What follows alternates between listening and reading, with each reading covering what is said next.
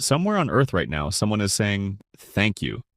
And depending on where they are, it might sound like Danke, Shukran, Zca, or Asante. Same feeling, completely different sound. Here's the wild part. Now, every single human on the planet has basically the same brain, the same vocal cords, the same capacity for language. And yet, we ended up with roughly 7,000 different languages. Some spoken by billions of people, some spoken by less than 10. So why didn't we all just keep one language? Why did it splinter into thousands? That's what we're figuring out today. Languages don't split because people decide to invent a new one. They split because people stop talking to each other. Imagine one group of early humans speaking the same language. Now split that group in half. One half walks north, the other stays south. They no longer hear each other's slang, jokes, or new words. Slowly, tiny differences creep in. A word drifts in meaning. A sound gets lazier over generations. Give that a few hundred years and the two-group speech has noticeably diverged. Give it a few thousand years of zero contact, and they can no longer understand each other at all. This is really the whole story in miniature. Isolation plus time equals new language. Everything else we're about to cover is really just a variation on that one idea. Here's something people don't expect. Languages don't need to be geographically separated to change. They change on their own, constantly, just from being used. Think about how differently your grandparents talk compared to you. Slang shifts every decade.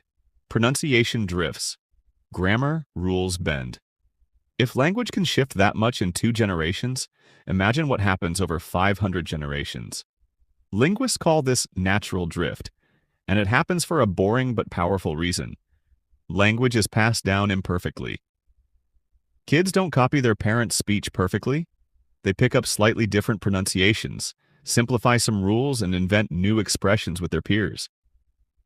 Multiply that tiny copying error across thousands of generations, and eventually the copy doesn't resemble the original at all. Because of this constant drifting, linguists can actually trace language the same way biologists trace species, through family trees. Take a huge chunk of languages spoken across Europe, Iran, and India: English, Spanish, Russian, Persian, Hindi. On the surface, these sound nothing alike. But linguists found something remarkable. Core words like mother, numbers like 3, and basic verbs share strikingly similar roots across all of them. That points to one shared ancestor language, spoken thousands of years ago by a single population, often called Proto-Indo-European. As that ancestral group spread out across a massive area over thousands of years, their language drifted apart into what's now one of the largest language families on Earth, containing nearly half the world's population as native speakers. And this isn't unique. There are roughly 140 known language families worldwide, each one likely tracing back to a single ancestral tongue that eventually splintered exactly the way we described. Not every region splits into thousands of languages. Some regions barely change at all. Why? Look at a map of language diversity, and one pattern jumps out immediately. Mountains, dense rainforests, and island chains are covered in languages, while flat open plains tend to have far fewer. The reason is simple. Rugged terrain isolates people. A valley separated from the next valley by a mountain range might develop into its own linguistic world within a few centuries, with almost zero contact with the community on the other side. This is exactly why one relatively small region, Papua New Guinea, is home to over 800 distinct languages, one of the highest concentrations on the planet. Steep mountains and dense jungle kept communities isolated from each other for thousands of years, even communities that lived only a short distance apart. Compare that to somewhere like the Great Plains of North America or the open steppe of Central Asia. Flat land, easy travel, and constant contact between groups, which tends to keep languages more unified over larger areas. Isolation splits languages apart. But the opposite force, contact, can spread a single language across huge distances. When an empire expands, it often brings its language with it. sometimes replacing local languages entirely, sometimes blending with them. Latin spread across the Roman Empire through conquest, administration, and trade. Centuries after Rome fell, that same Latin had drifted apart in different regions into French, Spanish, Italian, Portuguese, and Romanian. Different enough to be separate languages today, but all clearly related, like siblings who grew up in different countries. Trade does something similar without conquest. Along historic trading routes, a simplified blended language sometimes forms so different groups can do business. What linguists call a pidgin.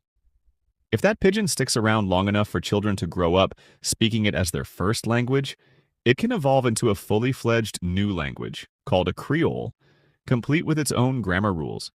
So language spread isn't always about war. Sometimes it's just about two groups needing to make a deal. Here's a sobering fact. Of the roughly 7,000 languages spoken today, a huge portion are endangered, and some have only a handful of elderly speakers left. This usually isn't random. It's tied to power. When one group gains political, economic, or educational dominance over another, their language often becomes the necessary one for jobs, schooling, and government, while smaller local languages get pushed to the margins, spoken less by each new generation. Colonization sped this up dramatically. Languages like English, Spanish, French, and Portuguese now dominate huge portions of the globe, not because they were linguistically better, but because of centuries of colonial expansion and the economic and political power that followed. Meanwhile, small indigenous languages, some spoken by isolated communities for thousands of years, are disappearing at an alarming rate.